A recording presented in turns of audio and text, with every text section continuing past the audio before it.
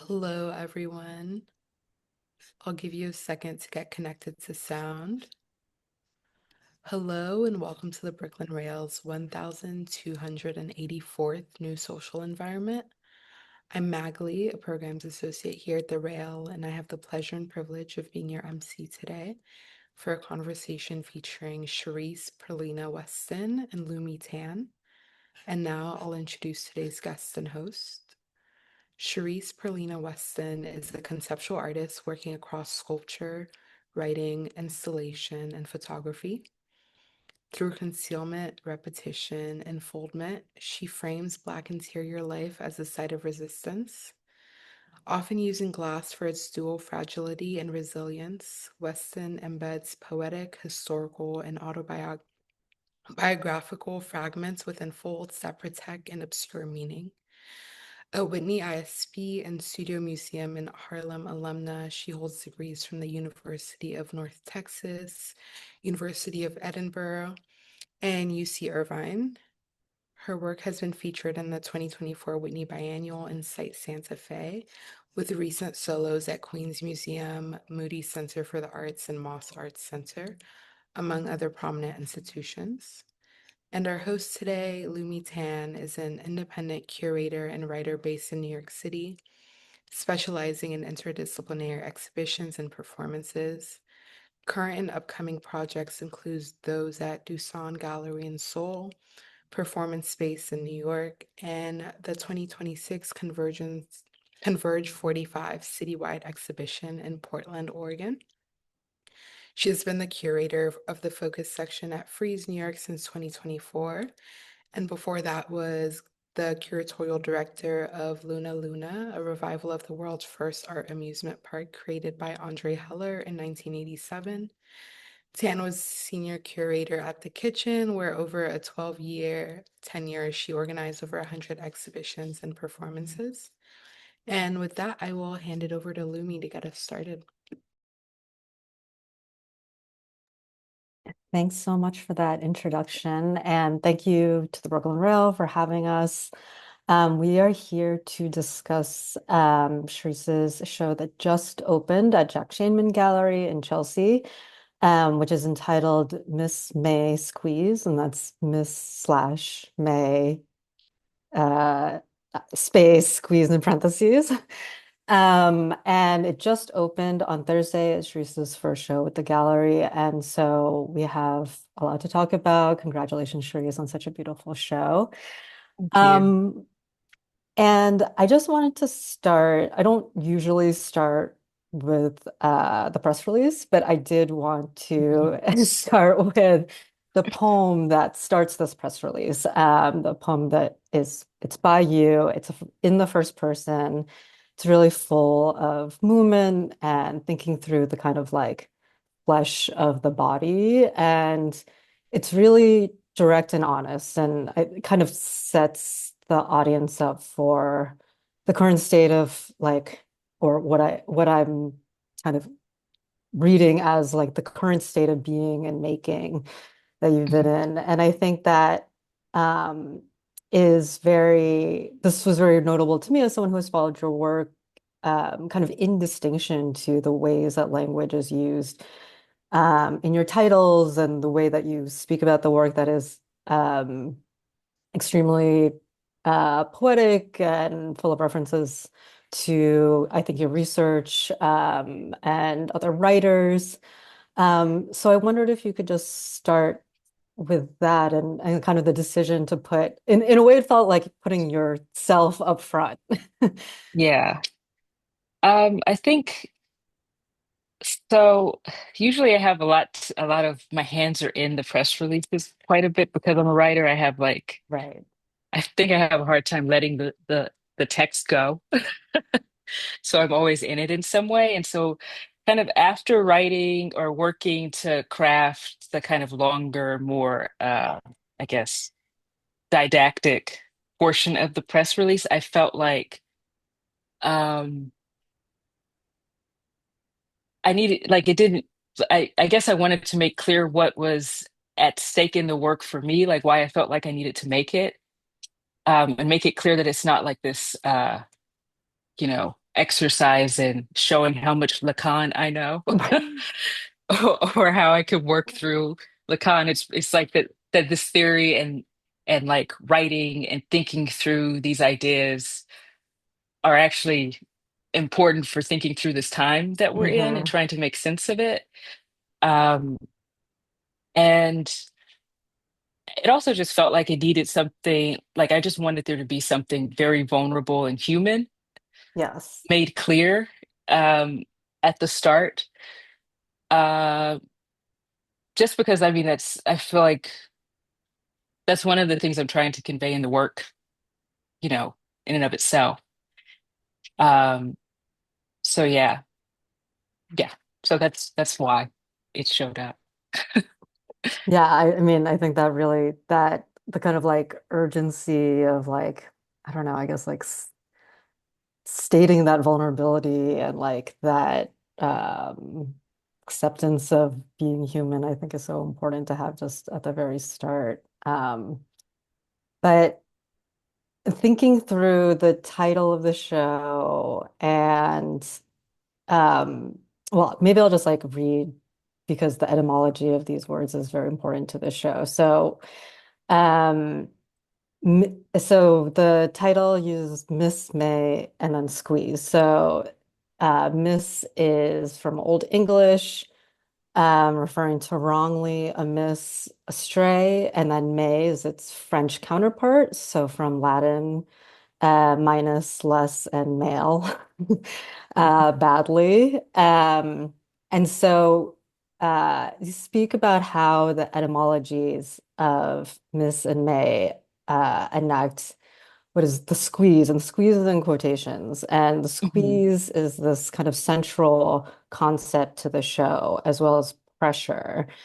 And I wanted to think through those terms in relation to um, because I feel like enfoldment is a concept and a term that, has repeatedly come up in the ways that you discuss about your work and the kind of relationship between like the pressure and the squeeze and then enfoldment, because there is more um to me there's like more of a violence to it, or like mhm, there it's a bit there's more intensity to it somehow. mhm. So I guess I mean, I've always kind of been interested in kind of peeling language apart. I think for the piece that I did for the Whitney was kind of maybe the beginning of me thinking about like prefixes and the way that they work Hmm. on words and, work beyond that and the way that those operations kind of show up um, socially, I guess. So I just became very interested in this, like, I think I refer to it as like, uh, this kind of like prefixal act that's Hmm. happening to the root of the word before the root is even written.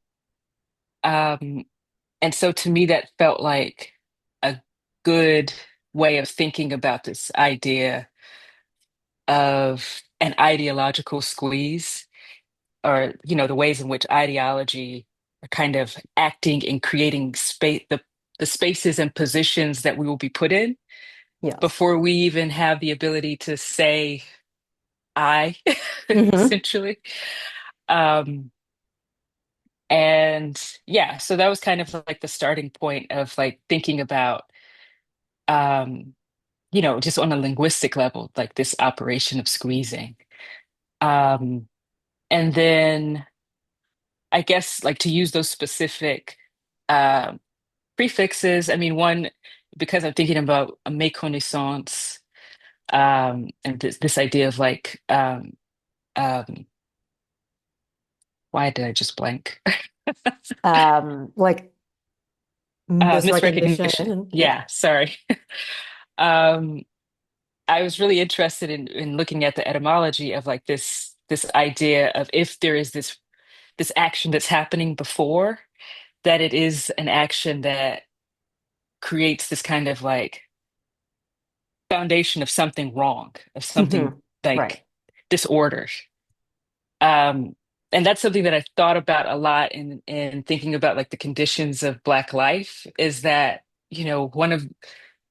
one of the reasons why we stay in this entanglement is because of the foundation that everything has been laid on Hmm.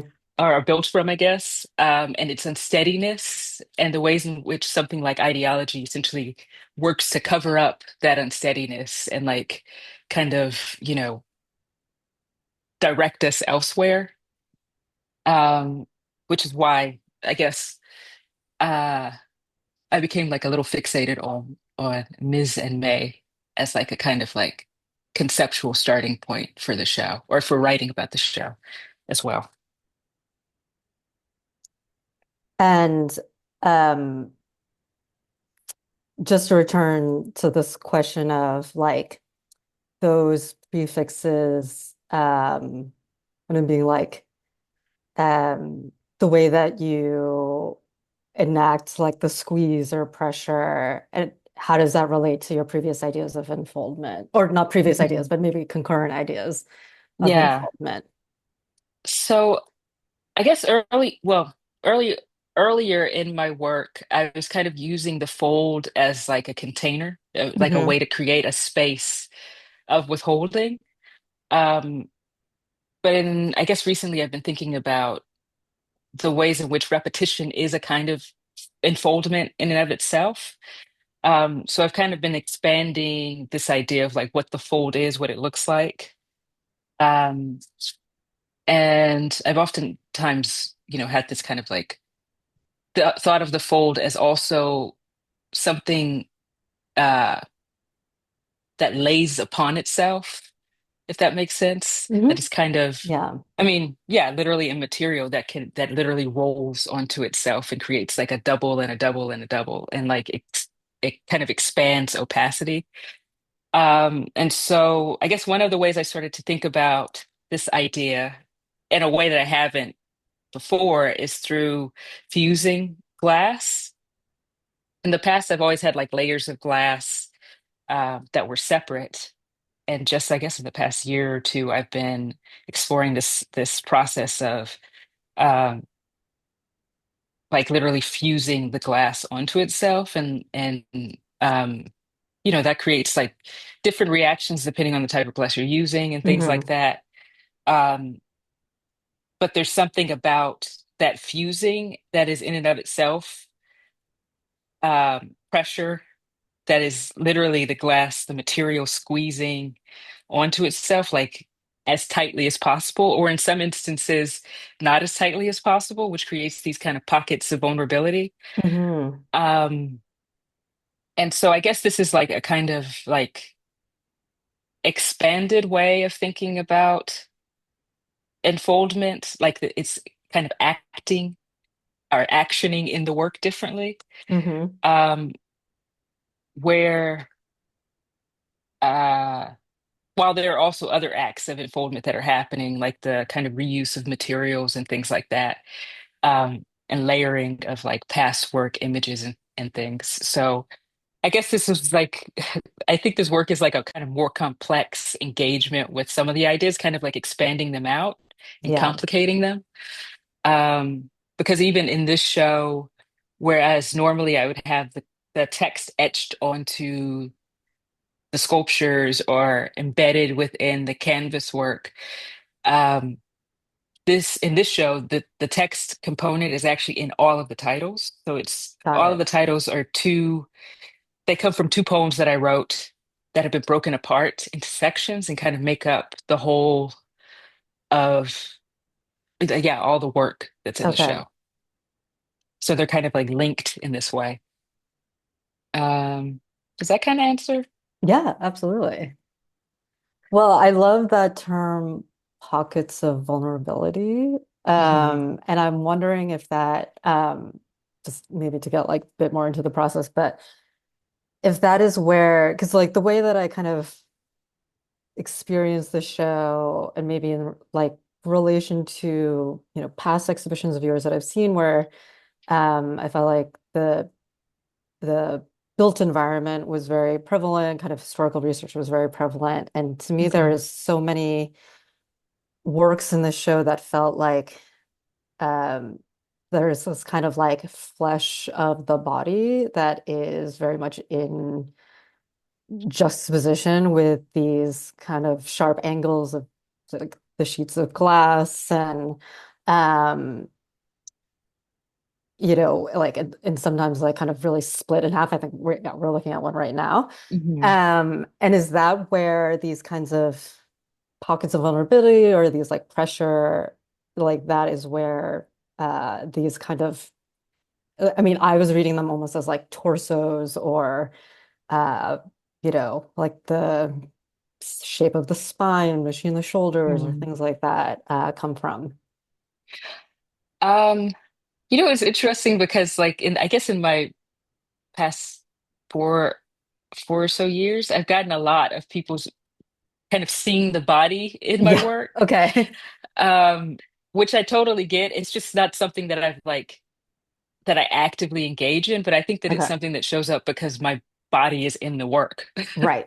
Right. And the work it kind of is always corresponding to my body in the sense that it has like the size of it has to be something that I can handle.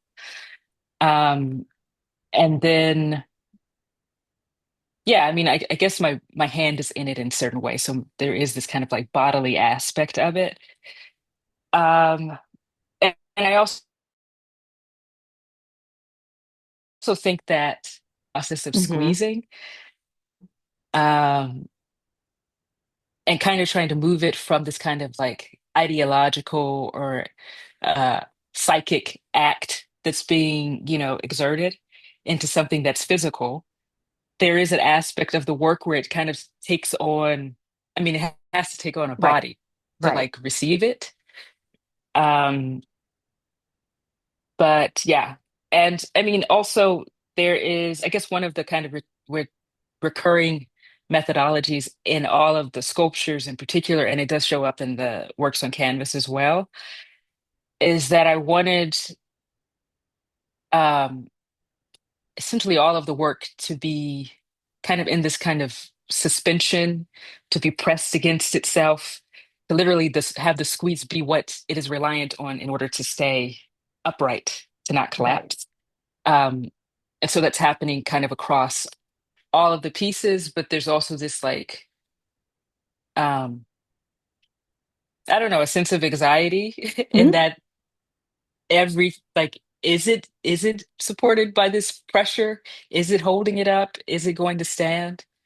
Um, and I think that like I've always been interested in making sure that my work, regardless of how secure the galleries want it to be, that it still feels that you still feel this kind of um, the possibility of collapse, Yes.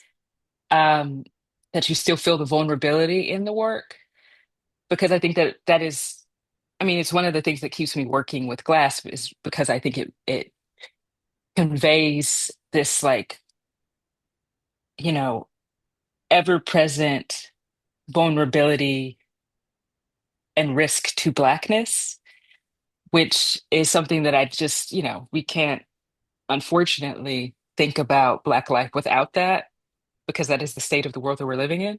Right. Um, yeah, so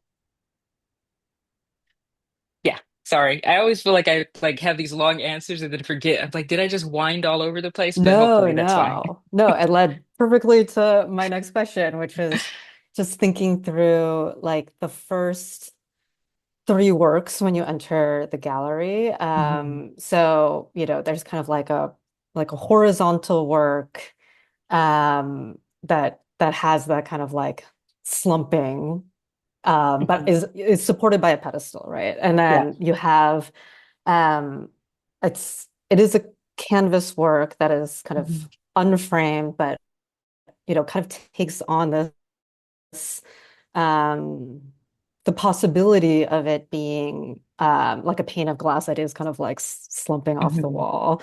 And then one of the framed photo works. So it's like just already you're kind of introduced to the show, like through this kind of like physicality of the glass and this material exploration and this kind of physical confrontation. Hmm. And not that we need to talk about like all three pieces, but like just thinking through like I don't know, like the way that like that the large scale frame photo kind of like leads you into the space and what you were talking about previously in terms of like these um those photos being this kind of like another way a way of expressing repetition and unfoldment and kind Mhm. of being this um a collection of collage documentation. And I think what's referred to in the press release as using these like recursive manipulations and just Mhm. thinking through all of these things as kind of like an introduction to the show. Uh, Yeah. yeah.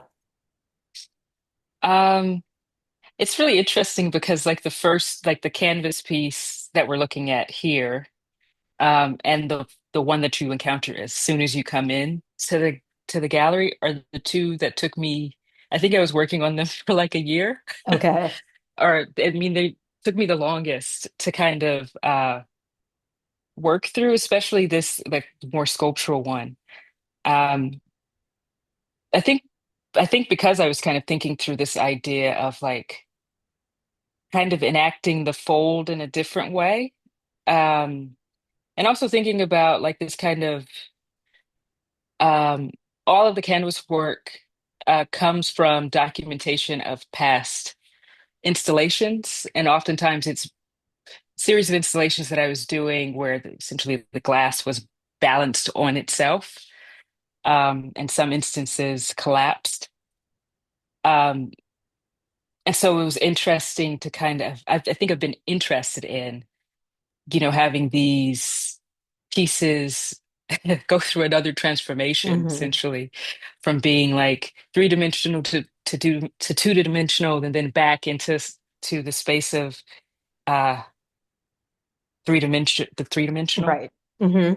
Um, and yeah, I guess enacting the fold and this idea of repetition, not just in the material content, but in the kind of like form itself. Um, yeah, is that kind Yeah, no, absolutely. I mean, I think something that was really interesting about like the piece on the right was also kind of how to me at least, like the kind of the canvas and like the seams were exposed and it Yeah. becomes this like a very different type of materiality that Mhm. it just feels kind of not like in opposition to the kind of reflective surfaces or something, but that's something that's very I don't know, maybe a bit more fleshy or something like that, or like a Yeah. bit more even like precarious in a different way, I would say. Yeah. And it kind of like, which I feel like sometimes with this happens with the sculptures as well, but it kind of seems like it's other than what it is, like Right, materially. exactly. Um, yeah. I think that that is something that I is recurring in my work. I kind of always want um the material to first take us elsewhere, I guess, Right. where you're kind of brought back into um, I guess the reality of its materiality. Yeah, I mean, I think in relation to that, could you talk through kind of the surfaces of the framed canvas pieces a Mhm. bit? Because they're very prominent in this show, and I feel like that's something that really takes a lot of attention, right? Like the Mhm. kind of varying surfaces and the way that like grit and glass and color is used on all of them. Mhm. So this kind of like adding of material is actually quite recent for this series, because I Okay, originally started it in like 2016 when I was still in grad school. And those original pieces were literally just photographs rendered black and white, and I cut into them using um, primarily shards of glass from the installations that they were actually right, depicting. And then during Studio Museum, I guess because I had like all this, you know, time to experiment, is when I finally decided to add material to the canvases. In the beginning, I really wanted them to be redactive. Um, but I kind of started to see how like there can be this other connection to the sculptures by adding these different elements onto the surface. Um, and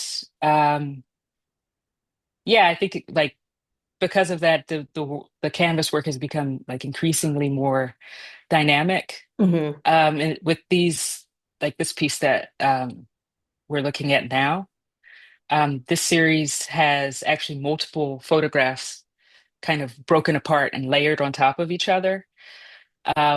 Whereas like in some of these, you can actually see the edge of like the under photograph kind of peeking through.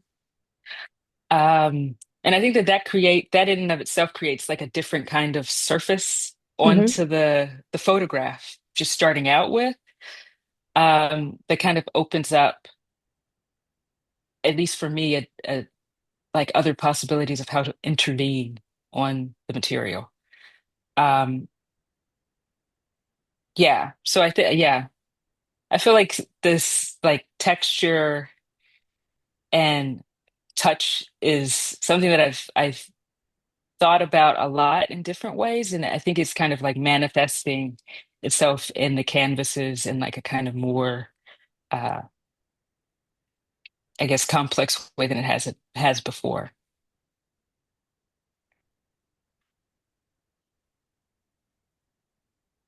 Thanks for showing all these images, because I'm not keeping track of it. But it's very helpful.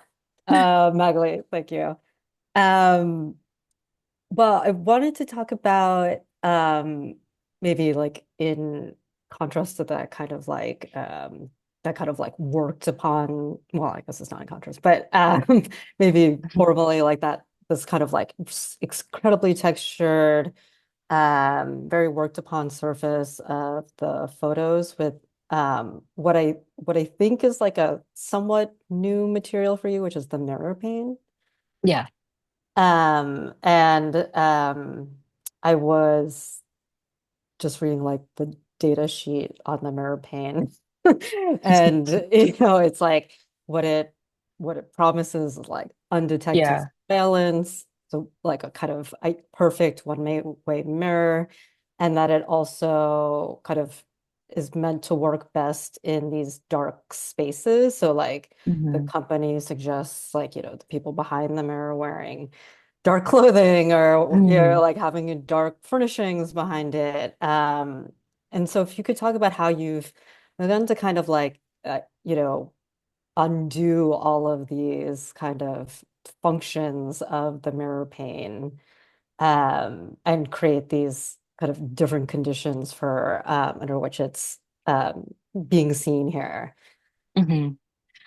So I think I started working with mural painting, I guess probably at the start of last year. And in this series, I actually incorporated another type of surveillance class that has like the weirdest name, solar cool breeze surveillance Yes, I class. also was looking at the data sheet for that. Yes, very tropical or Yeah. something. But I think that when I came across mural paint, I was actually just really struck by the data sheet and the way that it's like so. I guess it's maybe it's not I shouldn't have been surprised, but the way Right. that it's so specifically like fixated on this idea of surveillance, Yeah. um, even though it could be used in different ways. You know what I mean? Uh, and I mean, I guess also like this, like the what ends up becoming prominent in the sculptures, especially after the glass has been fired in the kiln, is that there's a kind of different surface that's created on the mirrored side, um, which is not something that I knew would happen, but I think that once I kind of like used it for the first time as like in a test, I realized, oh, okay, so there's a lot of opportunities and possibilities of kind of like, I guess, I don't know, excuse my language, but like to fuck it up essentially. Yeah. Yeah. to kind of like mess with its material, I guess what it's made for, its use value or whatever. Um, and so, that becomes more complex the more it's layered on top of itself or on top of other types of glass, which don't necessarily have the same kind of, uh, I guess you would call like the molecular composition. So they react to Hmm. each other differently. Sometimes they don't fuse correctly because of that. Um, but I guess I like this like I guess what's the word? Like this incompatibility of the material with itself. And so you'll see kind of throughout the show that there are these instances where the glass looks entirely opaque, almost black, Hmm. or where it just becomes completely transparent, even though the whole piece is made of surveillance glass. Um, and then other instances where um, there are these striations on the surface of the sculptures where the mirroring has essentially like kind of shifted into something else. Um, so yeah, those are like kind of all these different instances where like this I guess my manipulations of the material kind of transform it into something else.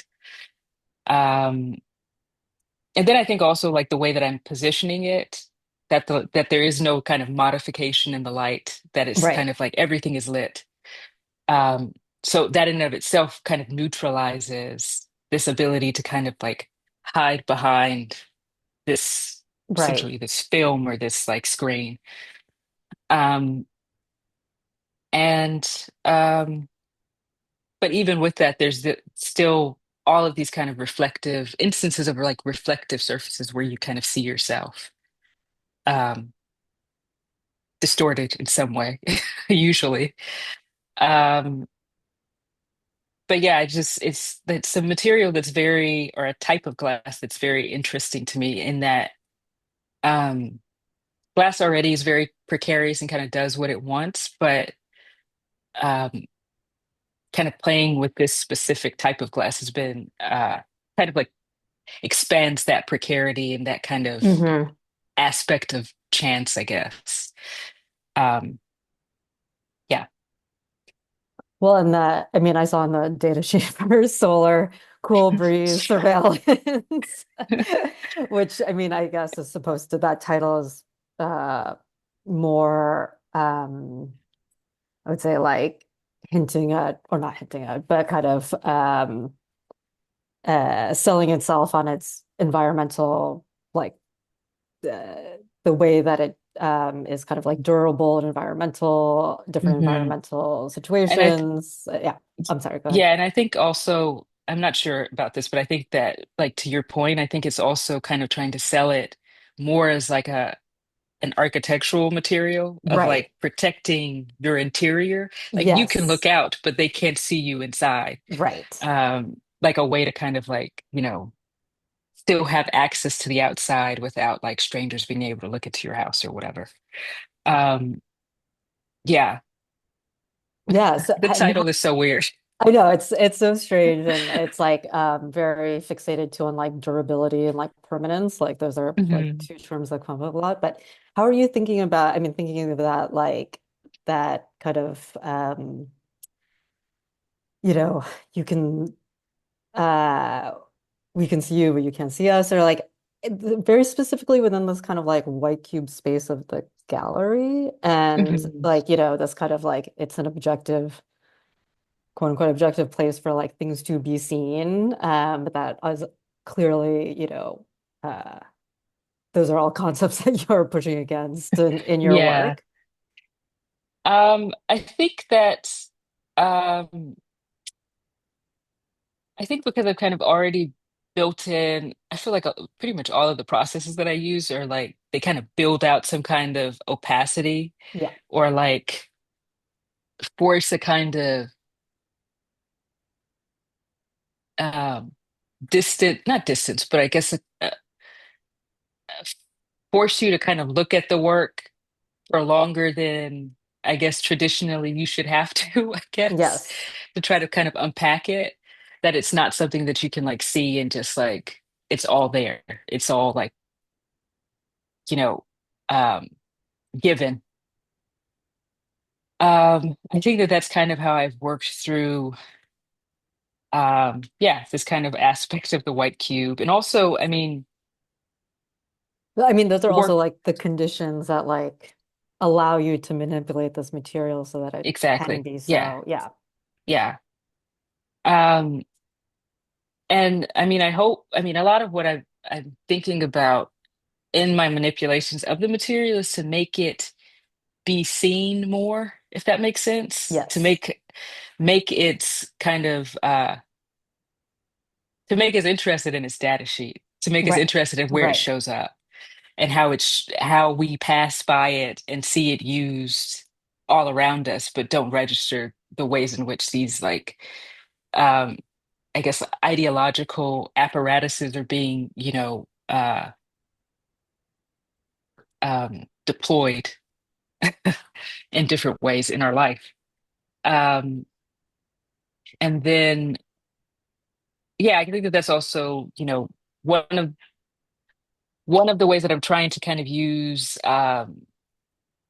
like plinths and bases throughout the work to kind of have them intervene in space in a different way, that they're like kind of an extension of this kind of um, I guess redelineation of space Hmm. that we have to navigate a certain way. Um, yeah,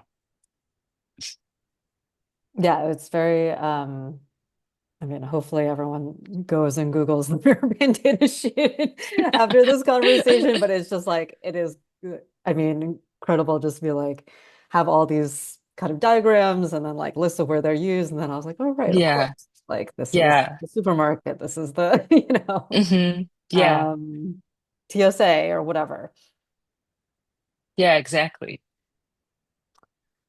Um, I think that I mean, this idea of like having people look, I would stay with the works longer, kind of look at them, but then also how you're kind of playing with this idea of, things being seen as what produces kind of knowledge or Mhm, understanding. I wanted to talk about the kind of like very precise language that you use within the like materials description for mhm, the works or the mediums. And maybe just using like this one example of elsewhere. mhm, Um, it says, well, I'll just read it. It's inkjet print on canvas, 220 grit silicon carbide, shattered glass from the after being of collapse, slumped mirror pane, solar cool breeze surveillance glass, shattered tempered glass, metal end cap, epoxy ink, acrylic paint. And so this, I like got a bit fixated on this like shattered glass from the after being of collapse because it mhm, also allows the viewer to kind of like imagine its previous life or like mhm, kind of the state changes that like you're putting the glass through and not just thinking about what is in front of you. mhm. Yeah, so that's something that I started, I guess, really when I first started using glass, because you know, break stuff by accident. But I always keep all of the shards of everything that I've ever broken, um, because they kind of can show up again. And so whenever I reuse um, those materials, I try to make reference to it in the material list. So it has like a part of that title of the Okay. previous work that kind of slips in and is like this kind of opaque reference to its prior state. Yeah. So that like almost all the pieces are kind of like they're always in a or they're always holding all this other history, all these other Yeah. previous processes and materials. Hmm. Yeah, exactly. And then the other thing that, of course, comes up a lot in the materials list is the collaboration with your father, correct? Hmm. Is that Robert Weston Sr.? Yeah. Could you speak to that collaboration? Yeah. And also like being named. Um, Yeah. Um, so I guess the first time I worked with my dad was like in 2015 for an installation that I did at really kind of one of the first, I guess it really was my kind of first solo show at Project Row Houses in Houston. And he helped me create these benches and podiums for this space, simply this installation. Um, and the podiums kind of held this book that I recreated. Um, and so I think even, yeah, with that, I even make reference to in collaboration with Robert Weston Sr. Because I feel like a lot of, I think my interest in material and in thinking about space comes from the way I grew up. My dad is mhm, like one of those people that somehow knows how to do everything. And kind of had me and my siblings doing everything, learning how to, like work with sheetrock and float a wall mhm. and all this other stuff. So I think it kind of created this kind of comfort with material. Um, and this different way of, like, I guess the creative way of thinking about space and the kind of the ways that it can be reconstructed and I guess redelineated. Um, so I ever since then, my dad is always like, "What are we gonna do next? What's the next thing?" So he's always in my studio, which is helpful because I mean, um, I'm lucky in that my parents are very interested in what I do, and it's kind of Mhm. nice to kind of be able to talk through things with them. Um, and so my dad is my like unofficial uh I was calling him my dadager for and Like Beyonce. yeah, exactly. But then also yeah, kind of my assistant sometimes and then my advisor sometimes. So he's like all these different things.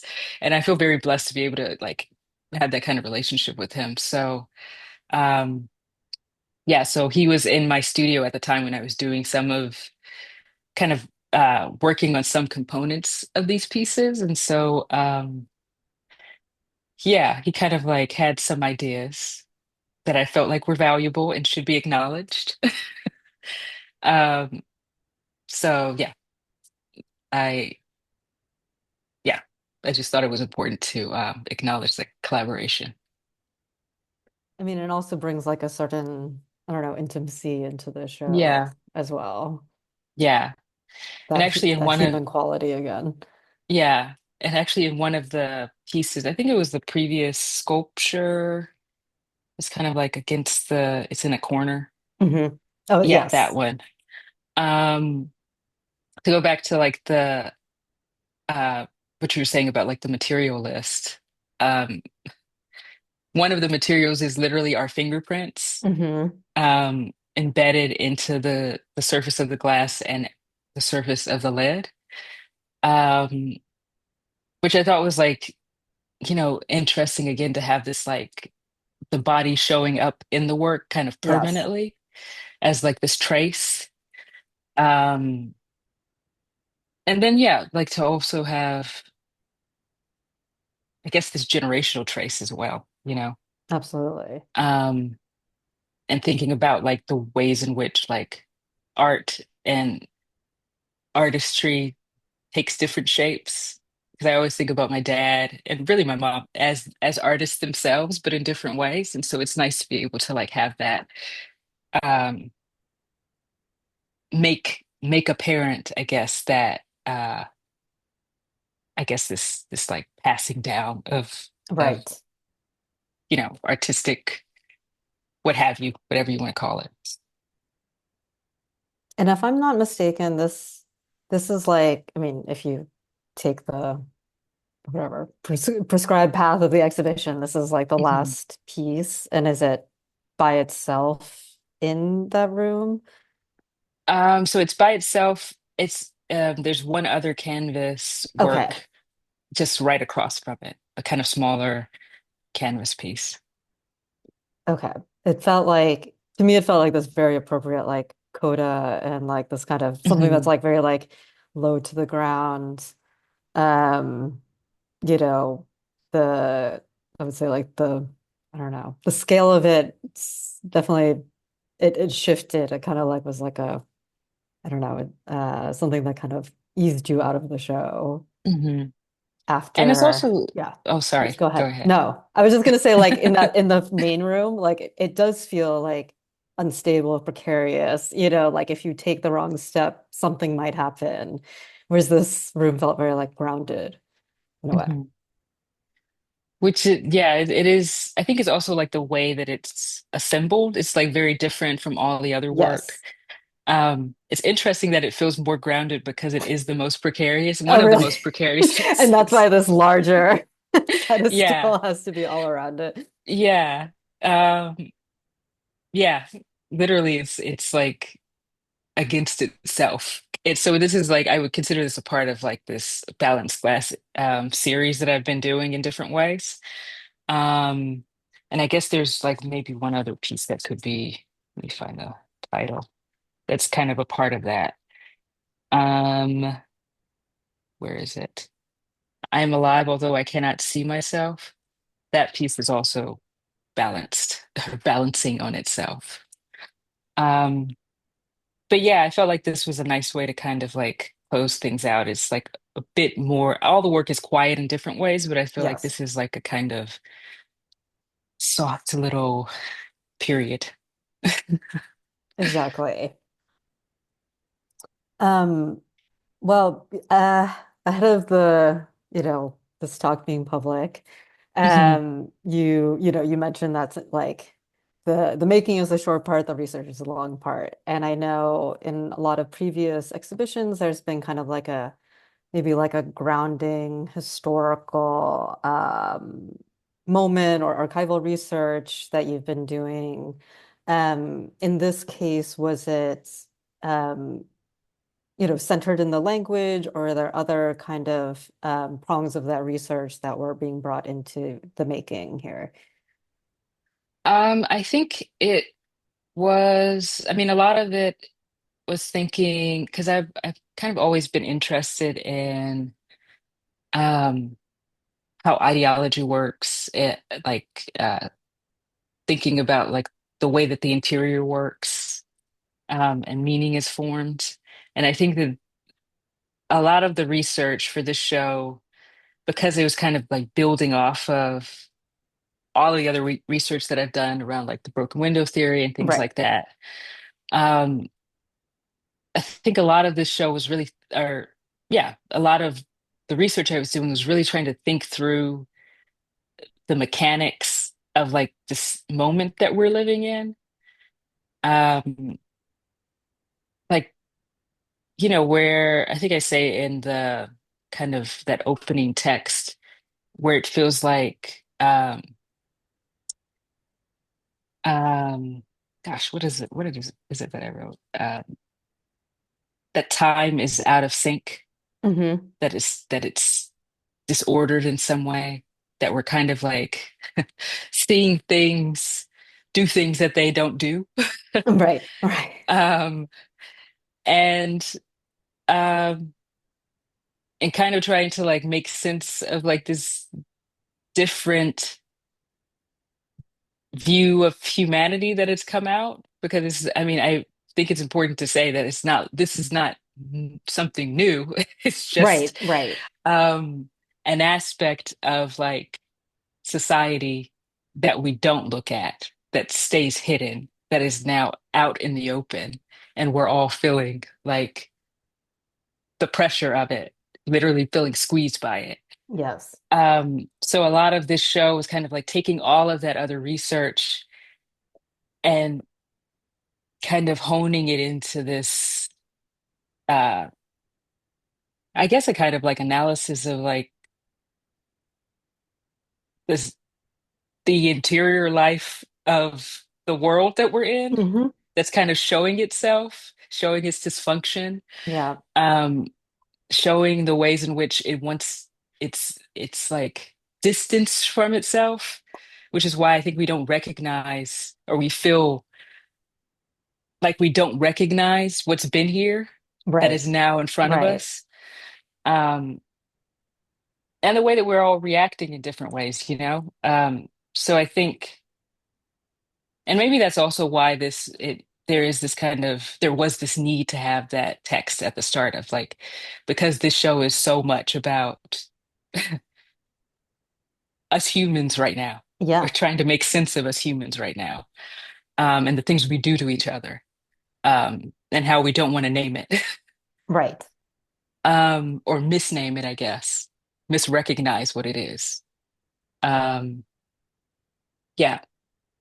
Um, so yeah, I think that maybe that's one of the things that's quite different than other solo shows that I've done, where the work has started with a kind of more historical starting point that I then use to think about the conditions of the present and the ways in which that ideological thread is still showing up today. Yes. Where it's like what I'm this is so much, I think we've got so much to unpack right now Hmm. that it's like Yeah. looking back is not helping. Right. I Right. think that we actually really need to sit in this discomfort in a very specific way and understand, you know, what this, or maybe try to start to name what the squeeze is that we're feeling, like truthfully name it. Right. Um, so yeah, different different approach, different type of research with this.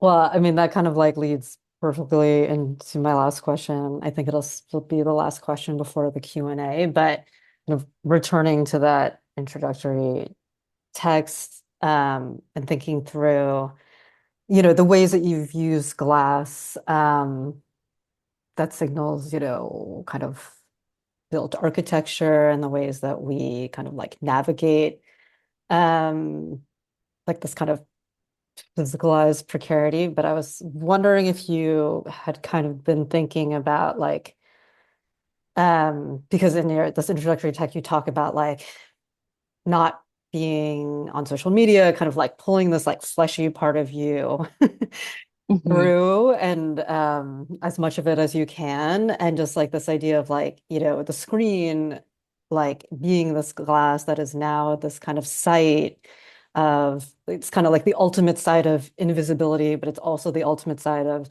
surveillance and how we kind of consume this ideology that shapes us at this point. And if you've kind of, I don't know, been thinking about glass or this materiality of the screen in that way at all.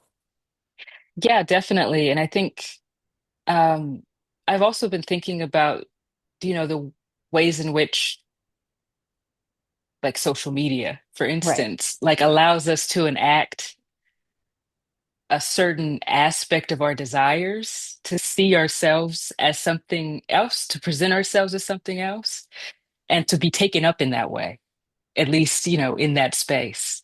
And how, I've been thinking a lot about how that allows for a lot of this, like us misrecognizing, you know, who our tribe is, what Right. people, what we actually want, what is good for us. Because we can essentially displace ourselves anywhere. We Right. could become any form or incongruent form of ourselves for others and vice versa. Um, and yeah, I think maybe, that is, you know, one of the things that I was really interested in and thinking through in terms of misrecognition is like how, um, like there's this insidiousness of being given this idea of being, of completeness, of wholeness, um, that is not true, that is inaccurate. But the only way that we take that up is through our desire to have it, to Hmm. be in that space. You know what I mean? To be displaced in that way. And I feel like, social media, one of the reason why it's addictive and we can't stop using it is because it fulfills that need of like Right. a sense of wholeness, a sense of like possibility of being elsewhere in ourselves. Um, so yeah, that's something that I've definitely been thinking about in my, I guess now a year of no no Instagram. Um, but yeah, it's definitely thinking about like glass as as screen has become. I think I've been thinking about it, throughout all of my work with glass, but I think in this moment I've kind of like really kind of dissecting it a bit more. Well, thank you so much, Charisse. I think we're going to turn to the Q&A, but I'm Mhm. sure I would imagine there are many, many great questions. So thank you so much. Thank you. It's always amazing to talk to you. Oh, I love talking to you too. Thank you both so much. This was such a luminous conversation. For our audience, there is a link in the chat where you can submit a question if you have one for Charisse, and we will turn to you next. The first question is going to come from Chloe. Thank you so much, Charisse and Lumi, for this conversation. It's been a total pleasure to listen to, and I'm so grateful to you both. I was wondering if you could tell us a little bit about assembling the sculptures, Charisse. I wonder if they're Mhm. assembled each time they're exhibited, or if they are assembled and then installed, assembled, and what that process of assembly is like for you. Do you draw them first? Are you discovering the sculpture with the material? Like, I'm just curious about that studio process and how things coalesce and come together. Mhm. Mhm. In the beginning, when I first started kiln forming glass and kind of manipulating it, I did have very specific. Um, I went into it with a very specific idea of how I wanted the work to be displayed. Um, the more that I've worked with glass, the more I've realized that that is just setting myself up for a lot of frustration. Um, and there's, actually in the moments where I don't get what I want, those have, they have produced some of the most amazing and interesting work that I've made. And it actually has like helped me understand the material in a way that I wouldn't have otherwise. And so I've kind of taken a different approach in that I have different components. Like, for instance, in terms of bases, I have um, concrete bases that I cast, um, usually cast ahead of time, and then some found concrete, lead sheets that I use so that like the glass can kind of be whatever. And then from there, I can manipulate different things to create these compositions. Because at this point, I have like a kind of uh, default, I guess, aesthetic language. I know it's kind of like in my body of what I'm looking for, the form.